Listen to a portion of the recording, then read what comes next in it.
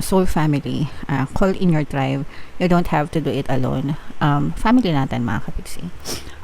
Dapat tayo yung nagtutulungan sa isa't isa, guys. So, kung meron kayong mga problema, mga pagsubok, may mga gumugulo sa isip nyo, ang unang nyong kausapin, ang unang nyong hingan ng tulong ay ang inyong pamilya, guys. Okay?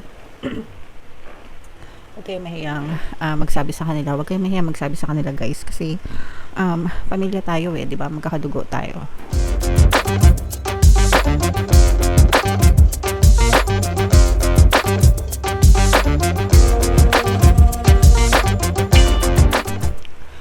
Hello guys, hello Sagittarius, welcome back to Pinoy Pixie Tarot.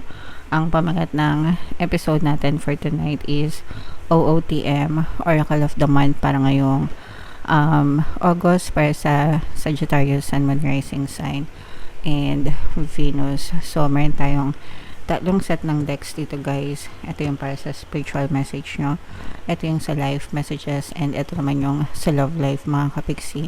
Kung ano na lang yung makaresonate sa inyo, guys, take that message, kasi hindi lahat ng mensahe ay magre-resonate sa inyo, mga kapiksi.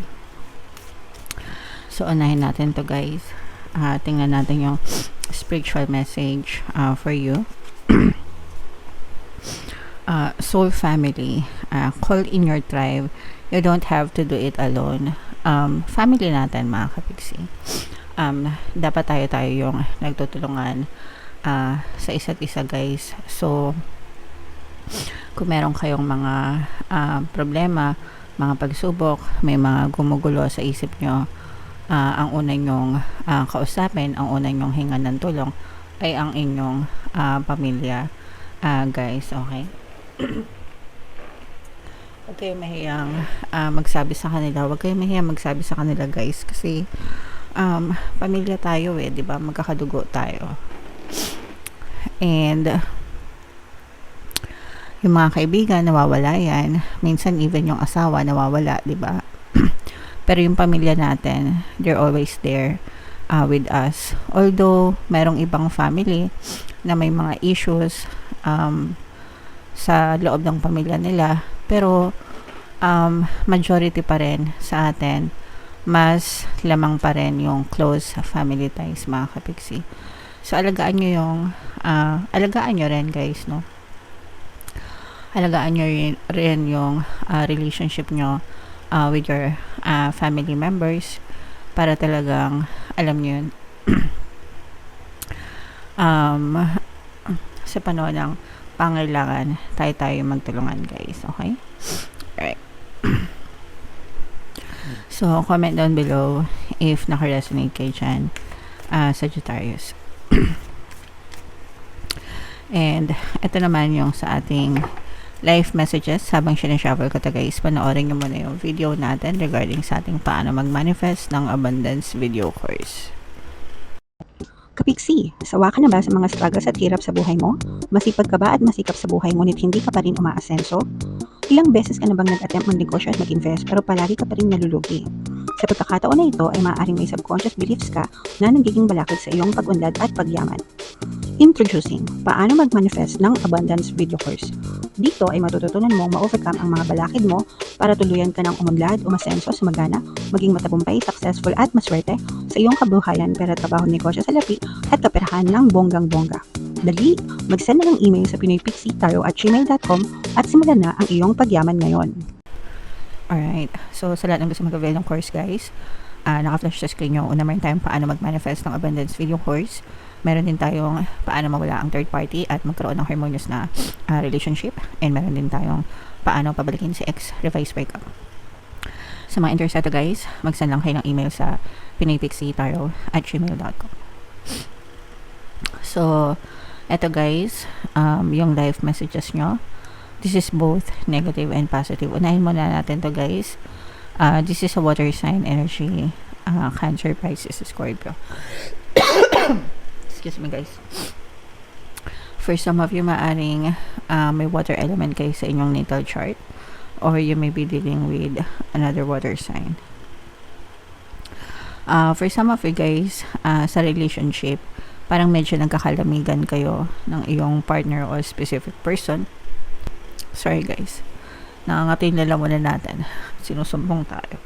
Anyway, so for some of you guys, pwedeng kung meron kayong mga lover guys, no, nararamdaman natin yung cold treatment sa inyo ng person nyo.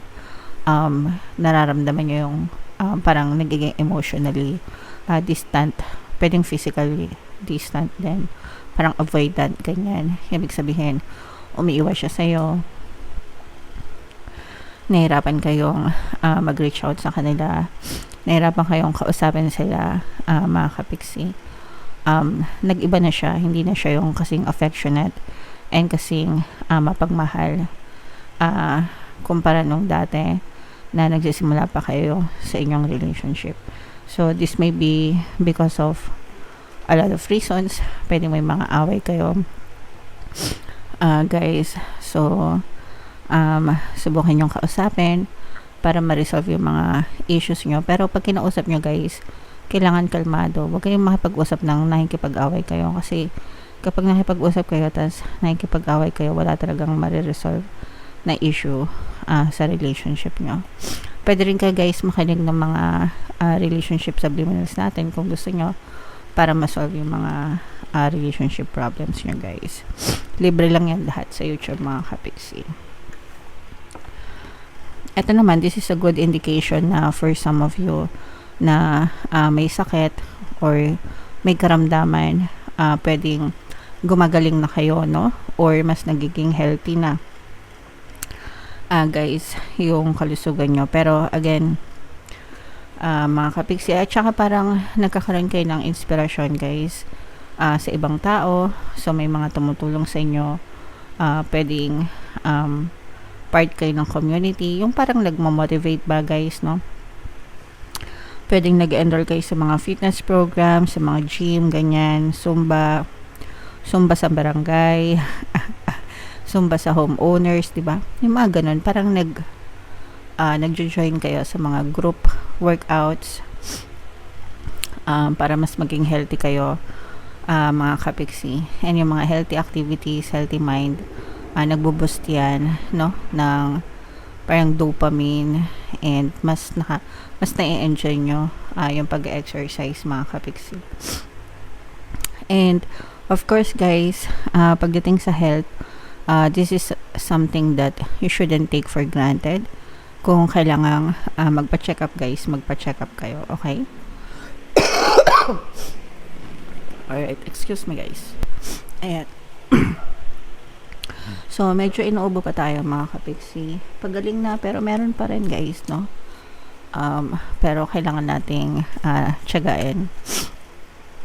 Otherwise, wala kayong mapapanood ng mga videos natin. Okay, so, ito naman is para sa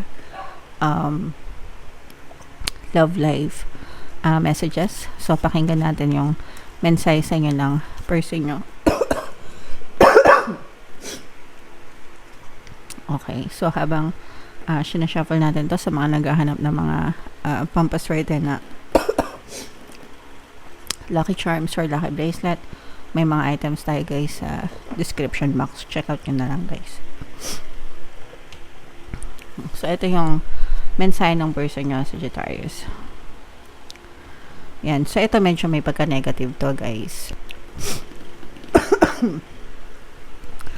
So, yung person mo hindi pa siya ready para sa relationship nyo mga kapiksi, and sabi niya dito, di tayo para sa isa't isa. So parang feeling ko kaya niya nasabing hindi kayo para sa isa't isa guys is because hindi siya handa for you, no? Hindi siya ready na mag-commit. Hindi ito, kaya lumalabas itong coldness mga kapiksi, cold treatment, kasi nagde-detach na siya sa inyo guys. Lumalayo na, humihiwalay na, emotional, nauuna yung emotional detachment guys, tapos susunod na yung physical detachment dyan. Yeah, so pag sinabing physical detachment, pwedeng separation mga kapiksi. Yung iba sa inyo, pwedeng hiwalay na kayo, ghosted. Yung iba, nararamdaman nyo na parang doon na kayo papunta, guys. And it's not you, hindi ikaw yung may problema, kundi yung person mo. Kung ano mo yung problema nyo, kung ba't hindi pa siya handa, there could be a lot of reasons. Pwedeng mga bata pa kayo, guys. Pwedeng may mga goals pa siya. Pwedeng breadwinner siya. Pwedeng marami siyang responsibilities. Pwedeng may ambition pa siya sa buhay niya or whatsoever. Kung ano man yung reason niya, guys. Pero, pwedeng financially, hindi siya stable. Emotionally, hindi siya stable. Mentally, whatever, kung ano man yung reason niya. Pero, yeah, this person, hindi pa siya ready mag-commit mga kapiksi, kaya sinasabi niyang hindi kayo para sa isa't isa, guys. Okay?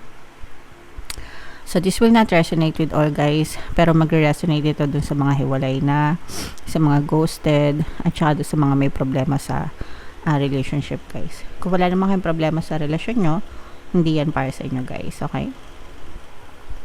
Alright. Pasensya na, guys, sa pag-ubo-ubo natin, no?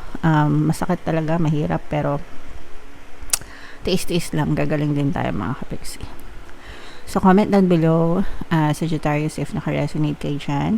And kung saan kayo naka-resonate. Dito ba sa spiritual, dito ba sa life, or dito ba sa love life, mga kapiksi. And for more tarot readings, ito yung playlist nyo. Ito naman yung ating success stories ng paano mag-manifest ng abundance video course. Click here to subscribe, guys. Thank you for liking, sharing, and subscribing. See you next time. I love you all. Have a nice day. Bye-bye.